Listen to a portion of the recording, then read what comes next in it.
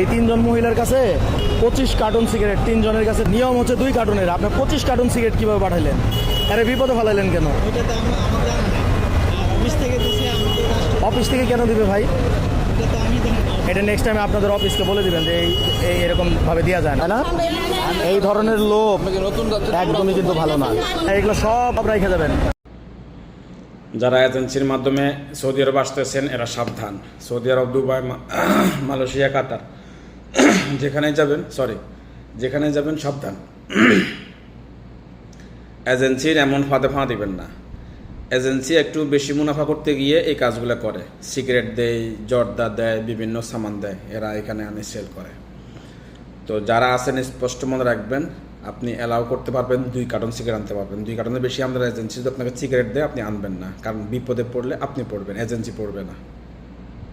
এমনকি আপনার বিদেশ আসা বাতিলও হতে পারে এয়ারপোর্টে যদি এমন কাজ করেন। তো এগুলা সচরাচর খেয়াল রাখবেন। আপনি যে কোনো সামান, জর্দা বা সিগারেট বা বিভিন্ন সামান আপনি বেশি আনতে পারবেন না। এগুলা খাওয়ার, একজন ব্যক্তি খাওয়ার যে পরিমাণ অতটুকু আপনি আনতে পারবেন। বৈধগুলা, অবৈধ আপনি একবার আনতে পারবেন না, যেগুলো অবৈধ। এই জিনিসগুলো খেয়াল রাখবেন, এজেন্সি যেন আপনাদেরকে এই ফাঁদে না ফেলাতে পারে। আমি নেব না আপনার এই সামানগুলা ডাইরেক্ট না করে দিবেন। তো সবসময় স্মরণ রাখবেন, কারণ বিপদে পড়লে আপনি পড়বেন। সতর্ক আপনাকে হতে হবে।